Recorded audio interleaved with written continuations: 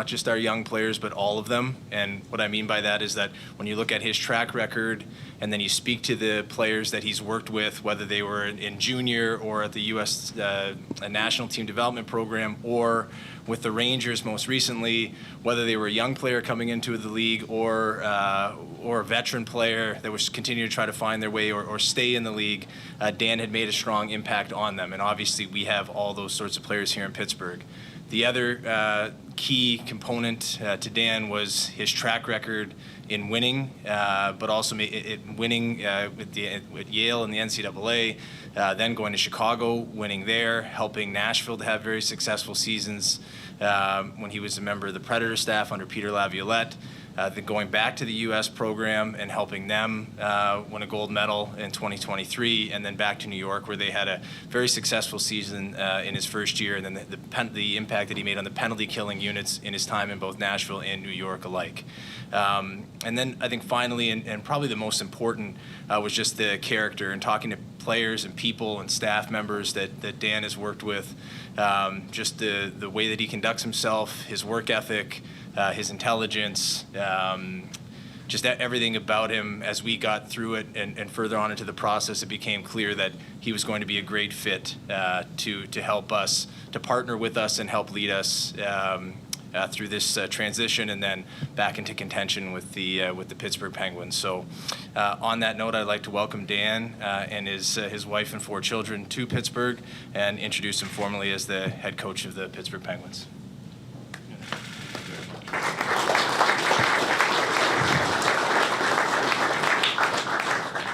Well, I'll start off by saying thank you to you, Kyle, to the Fenway Sports Group, and the entire Pittsburgh Penguins organization.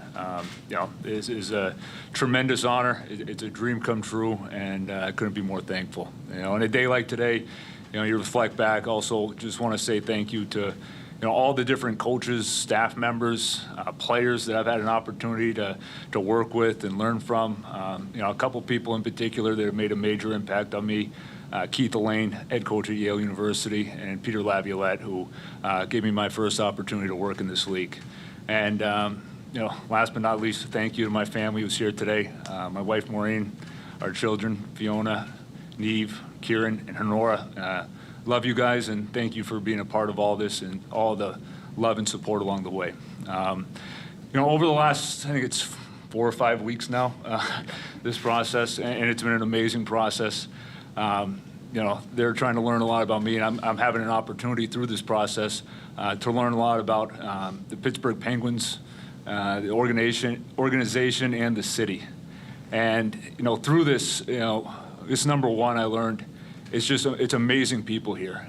Through the interview process, all the staff members I've had an opportunity to meet with and talk to, they're amazing people. They have incredible ideas, and you can feel the want for collaboration and building together. And that's just so exciting to be a part of that. And then through this process, you see what an exciting time it is to come in here. You have legendary players of our game here in Pittsburgh, future Hall of Famers. You have these exciting young players that are coming up, and then you have a little bit of everything in between. And so to have an opportunity to work together with everybody here to make sure that these players are continuing to grow in wherever they are in their career, just can't tell you how exciting of an opportunity that is. And then through this process, and especially over the last few days, just getting to be here, just getting to see what an amazing city this is, what an amazing place, the fan base, the passion and the character that you can feel throughout the city. You really just getting to feel that, especially once you're here and walking around and meeting people and talking to not just the members of the organizations, but the people in the city. And so it's an honor to work in the National Hockey League. And it's a huge honor to be a head coach in this league.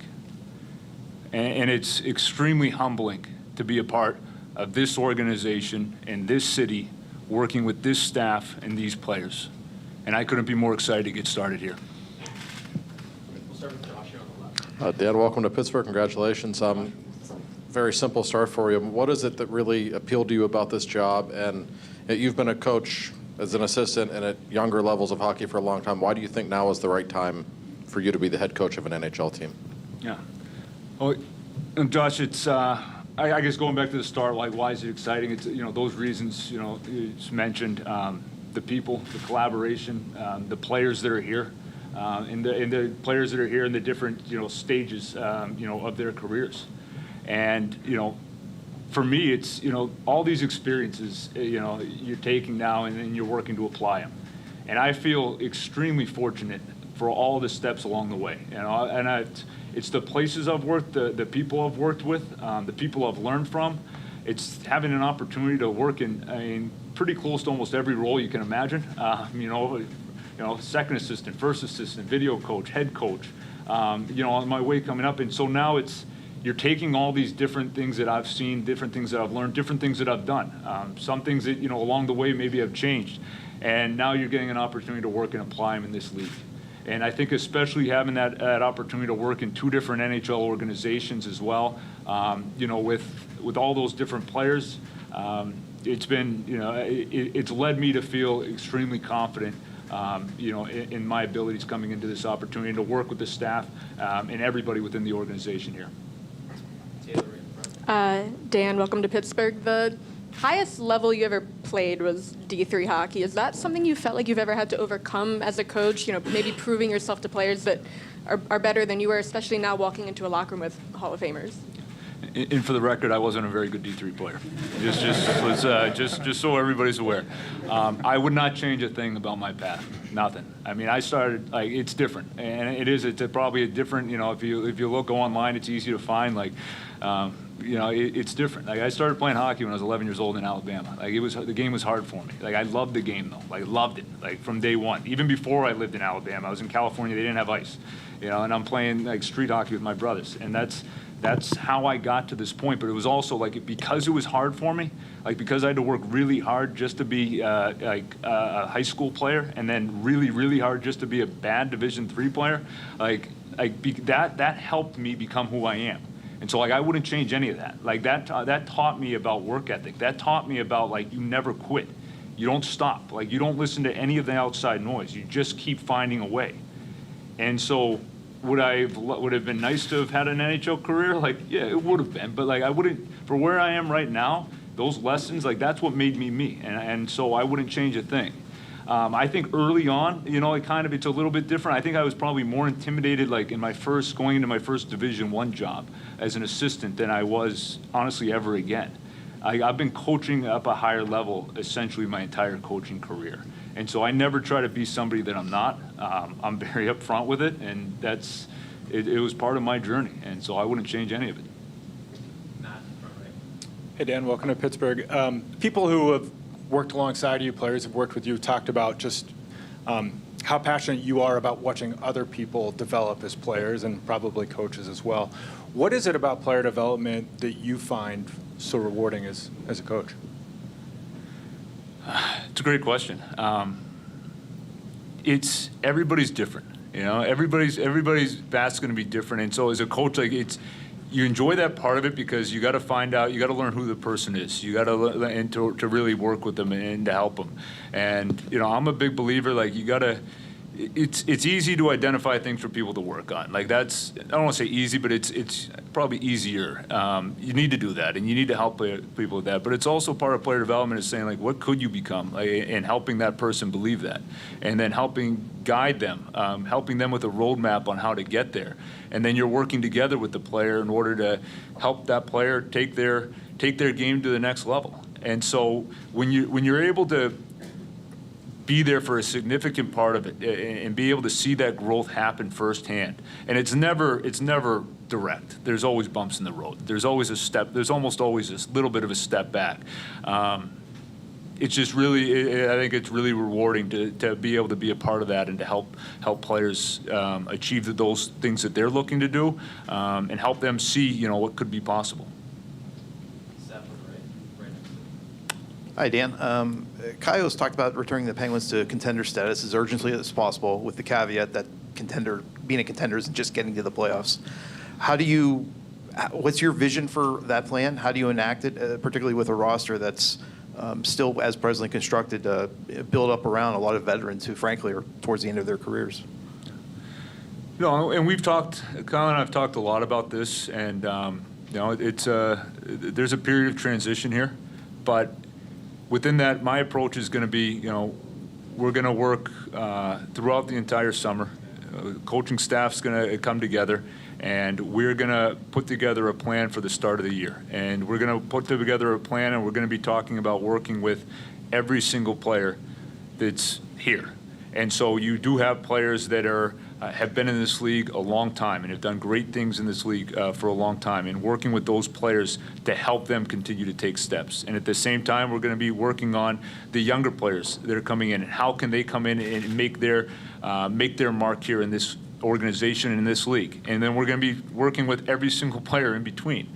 And so for me, to put like a time frame on that, it's going to be day one of training camp. It starts. There's going to be a lot of work that goes into it beforehand, and that's to work with each individual and what they need. It's going to be to work with the collective group, and then as soon as we get on the ice for the first time, we're going to continue to build.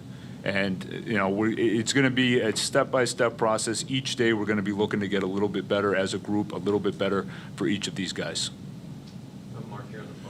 Dan, congratulations, first off. This team has been attack first dating back literally decades. Will there be potentially a need to have to dial that back by way of laying a foundation of two-way hockey for your younger players? I mean, I believe you have to work on both sides of the puck. And we will be. And so it's going to be, there's going to be, we want to play with detail. We want to make sure that the habits are in place that I believe and that, we believe, are going to lead to success. And that foundation is going to be there. I do want to attack. When we have the puck, we want everybody working to score goals. But when we don't have the puck, we want everybody working to make sure that we're defending the right way. And so, I don't think it's necessarily there's, just offense or just defense. We're going to be working on both sides of the puck for sure. Dan, the second row. Hi, Dan.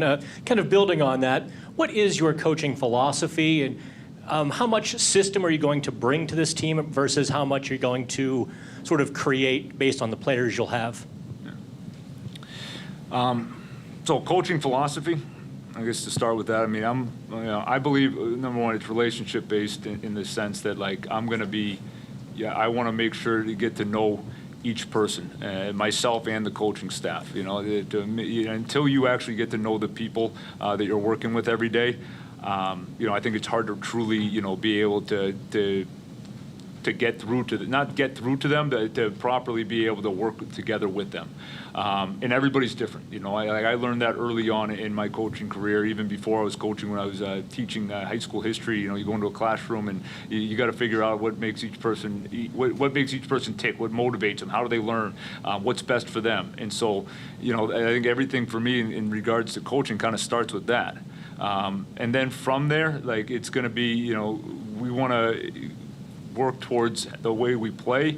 Like I just said, it's going to be there's details that I want to have built in, and there's habits that I believe lead to success, and so that's kind of the foundation. And I could go on for a long time talking about all these little things. I'm not going to today, but there's a foundation that has to be built that has nothing to do with a forechecking system or your D-zone coverage.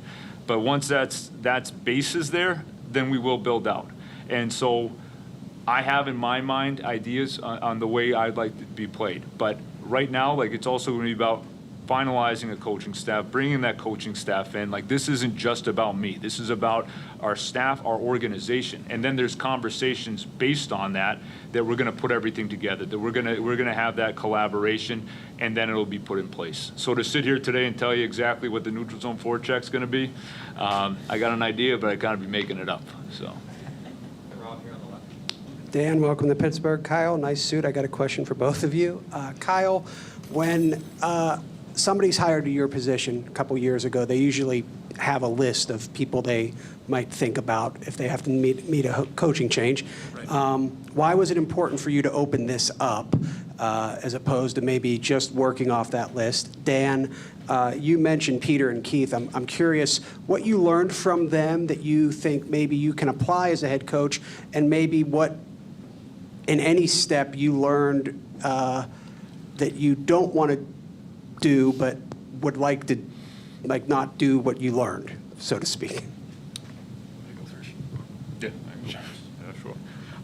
You know, and just for the record too, I mean, I've been really fortunate, like really fortunate. There's so many people that I've just felt blessed to have an opportunity to work together with and learn from.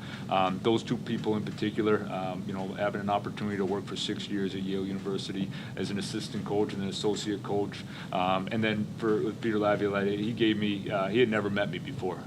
You know, he gave me a first opportunity there to work in the National Hockey League, and he's also, and both of those people have been great mentors, but they're also like very, very great human beings and very close friends.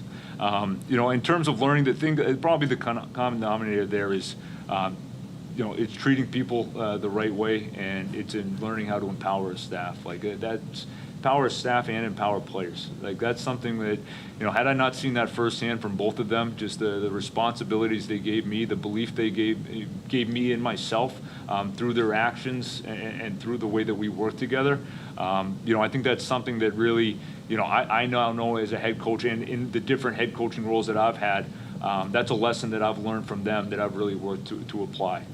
And, you know, in terms of, you know, things that, you know, maybe you learn that you don't want to do, I wouldn't say it's necessarily from anybody. You learn from experiences. You learn from all these different situations. I've learned as a, you know, I've gone from an assistant coach to a head coach, back to an assistant coach, head coach. You know, it's gone back and forth. And each time every stop you learn, and you learn from those around you, but you also learn from, you know, maybe little things that you've done, mistakes that you've made, things that you wish you could have a do-over. And so I think we're always doing that, you know. But I think for me, it's having that mindset of you know, just try to get a little, not better every year as a coach, just get a little bit better every day. And that's been the mindset from day one. You know, I've learned from myself and I've learned from those around me. And yeah, you know, a year from now, I believe I'll be a better coach, hope to be a better person than I am sitting here today. And that should always be the process. In terms of why I felt it was important to open it up, Rob, I think that this search provides you a great opportunity to also learn, and I thought it would have been a disservice to the organization just to hire someone that I know very well or that I've worked with in the past without going through the proper process, especially given where we are and the unique nature of the job. It just gave us a great opportunity to learn things that are, you know, beyond our scope when you're just operating on a daily basis with the Penguins. So in all of the coaching interviews that we did, in particular the ones that were in person here, we learned a lot. And I think if we hadn't gone through that whole process and, you know, I just kind of turned to somebody that I've either worked with in the past or knew very well, we wouldn't have found what I believe is the best coach for the Penguins right now, which is Dan. So, you know, I thought it was for me, I thought it was great to be able to meet lots of new people and learn lots of different things. And I'm hopeful that all the coaches that went through our process found it to be helpful for them as they continue on with their journey. But for us, I just thought it was imperative that we were extraordinarily thorough to find the exact best fit for the Penguins. Congratulations to you, Dan. This question is for both of you in different ways. I'm going to get specific on you. When you look around the National Hockey League, the teams that are succeeding the most tend to be the ones that have the most mobile defensemen, that have the guys that can circle through the zone, can pinch up. Now, we've seen in recent years here, we've seen both the pluses and the minuses of that. In some cases this past season, big minuses. And I want to ask both of you if you've had discussions with each other about, I mean, you have to do this in concert, right? Everything has to happen together, the way you're building the roster, the way you do it. How much toward the defense can you guys create something of a symbiosis here? it was a large topic of the interview process, as Dan knows. So I'll let Dan go ahead and can attack that one. Yeah. You have to get the players. Yeah, I do. Yes. Yeah. Yeah. One of the things that, really excited me about this opportunity was the clear collaboration that's going to happen. And so, and that kind of started right away, within this process, and I think that early on in our conversations, and especially when coming in here and then meeting with other members of the organization, it became very clear that this is an opportunity for full collaboration at a really high level. And there will be. Like, there's no, I came into this job, I guess I walked out of the interview and came into this position feeling very strongly that that's going to be there. And that's something that excites me. That's something that, I've seen, and it's something that I believe in, that you have to have. You have to take all the resources that you have, all the different people and ideas, and you have to become, you're united in what your approach is going to be and in everything that you do. And I believe that's what leads to success. And so that was, the conversations that we had, and I'm extremely excited about how that will work moving forward. Do you believe in activating your defensemen? Do I believe in activating them? Yeah. Yes. In terms of, you're saying in terms of offensively, getting up in the play? Yeah, I believe that the way the game is played right now, you need 5 players involved to create offense. Now, how you do that can vary. And you talk about, activation, and you talk about, the ways you create offense. Like, yeah, you need everybody. Now, the teams are too good defensively. They just are. I mean, everybody is. The goalies are too good. Like, you have to do different things to be able to create high percentage scoring chances, high quality scoring chances. It's just really hard to come by now. And everybody's built differently in how they're going to do that. So within the group of players that we're working with, it's looking at, how can we find the best version of that player to be able to help that. Just like we're looking on the other side of the puck, how can we get the best version of that player and who that player is on the defensive side of the puck, and everything in between. So activation, yes, but how you go about it, that's going to be stuff that we'll be discussing throughout the summer and have ready to go their training camp. Andrew on the right in the middle. Dan? I've got part 2 here. Sorry. In terms of the D that we want to build, I think of course, you'd like it to be the biggest, most mobile, ability to move the puck and ability to make stops. I think in totality, it has to represent what we want and how we want to play. I also think that players largely fit into their system. So we may have guys that would sit back and not get into the rush. I'm talking about players we've had in the past or that we acquire. And a lot of that will fall on the two of us collectively when we're going to acquire a player, specifically a free agent, but when we draft a player or we sign a free agent in, this is the way that we expect to play. So that can happen in the draft process. It could happen in the free agency process after July 1st. And then be able to get an idea for that player's mindset and whether it may fit.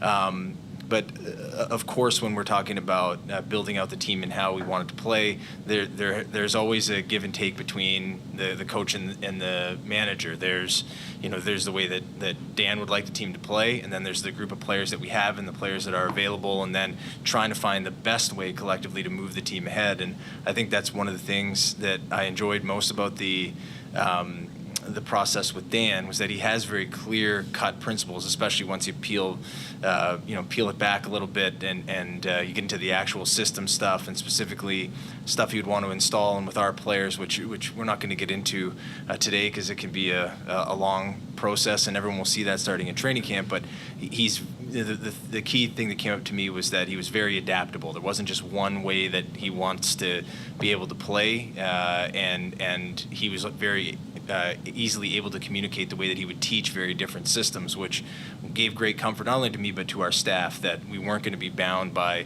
having to do one specific thing. Some of the coaches in the process had one way that they wanted to play, and that's fine, and that goes with all the sports. But Dan's adaptability and the proof of concept with his past teams was very important to us. Thank you. Dan, congratulations and welcome to Pittsburgh. Thank you. over here. Thank you. Have you had a chance yet to speak to the pillars of this hockey team, Sidney Crosby, Chris Letang, and what role do you see them playing during this transitional process? I have, yeah. I've reached out, was able to speak with those two on day one, right after getting the position. And, finishing up, I've reached out to, I would say, it's close to 95% of all players under contract, not just players that were here this past year. And so we're still finishing that part up. But in regards to the veteran players that are here, you're always working with the leaders. You're always working with the players that have been in this league, and especially the players that you just mentioned too. Guys that have had not just been in this league but been in this organization for such a long time. And so you're going to be leaning on them to have those conversations, those. Basically daily discussions. There's going to be the big picture conversations, and there's a lot of the smaller conversations as well. Right now for me, this is all about just getting to know these guys, and so we're not diving deep into the hockey talk. We're not diving deep into those I've been on the job for like a week now, and so it's been a lot of time on the phone because it is important and it is priority number one to be able to start to develop those relationships. But we're going to continue to build on those as we go through the summer and into the season. We've got 5 more questions. Hey Dan, welcome and congrats. Just with regard to building a staff around you, looking at assistants, I'm curious just what kind of qualities or backgrounds might appeal to you as you look to bring people in around you, and kind of adjacent to that, Kyle, if I could.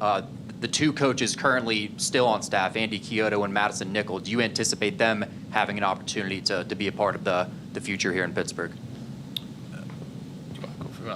I can answer on Madison. I think he's one of the best at his job in the league. Just in having had opportunities to be around like other high-end people in that scope over the time now between my 2 stops and different other ventures. I think he's one of the best that and he's one of the best in the league, and we're very fortunate to have him. So he won't go anywhere.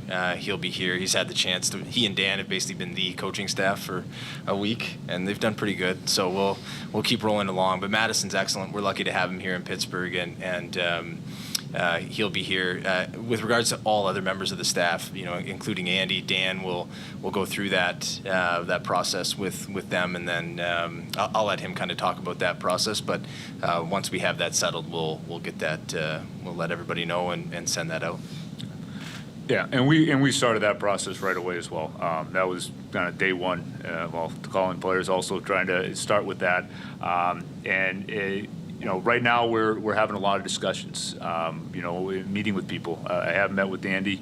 He's clearly an amazing human being and a great coach, and we're going through the process now of just figuring out what the staff is gonna look like. And so there's a lot of conversations. For me, the big qualities, you look for the person. You want to make sure that it's going to be a fit here within the group, within the organization, and then from there, I'm looking for a little bit of variety, different experiences, different backgrounds, in ways different ideas, but where we still have that kind of the same base concepts that we believe in moving forward. And so there's a lot of great coaches out there. We've had a lot of discussions. We're continuing to. We want to move this process along as quickly as possible without not feeling rushed. We want to make sure that we're doing it right, and making great decisions and building out the best fit for this organization right now. Jason in the second row. Hey, Dan, welcome to Pittsburgh.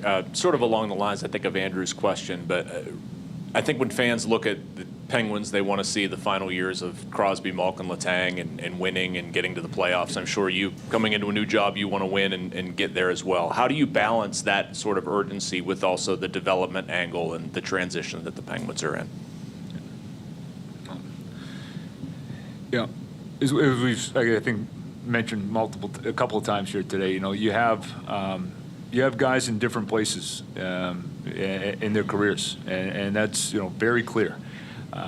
My job coming in here is going to be to help maximize each person, help each person work towards what their highest level can be right now. And that's going to be my focus. It's going to be a day-to-day approach. It has to be. And so, for me to put a time frame, for us to put anything other than that, would be right. It's going to be about coming in, putting in the work, having a plan for each individual, having a plan to work for the collective group, attacking it starting in day one of training camp, and then building it.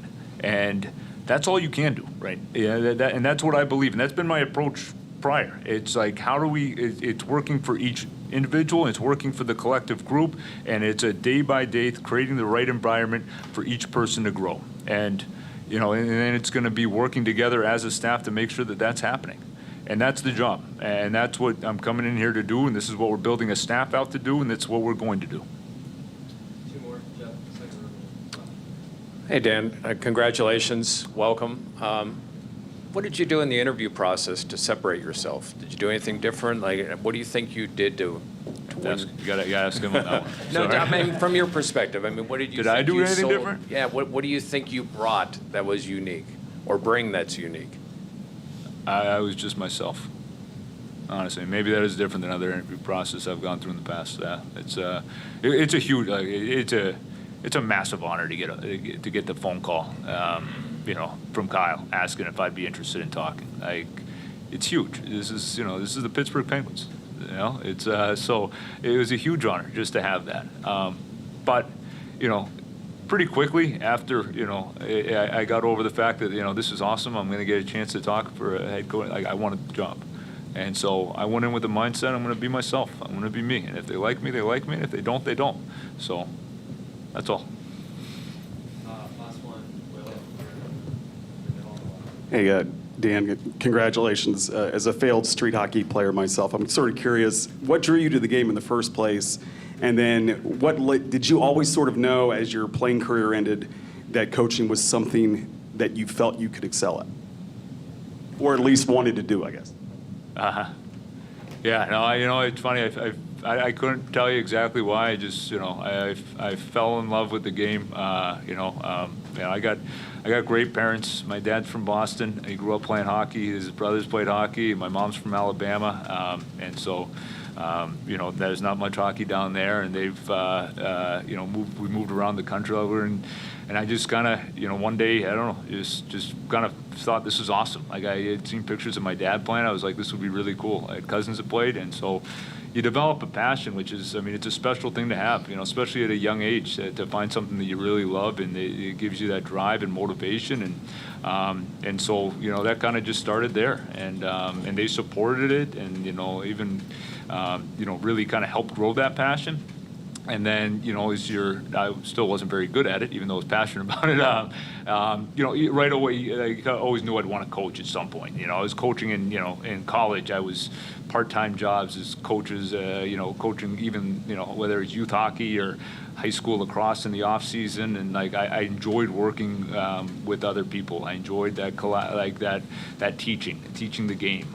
And so it was pretty early on, and yeah, it's something that I think you combine that passion for the game with passion for teaching, and it's for me, it's something that I haven't felt like I've worked a day in my life. Thanks, Dan. Thanks, Kyle. Thanks, everybody. Thank you.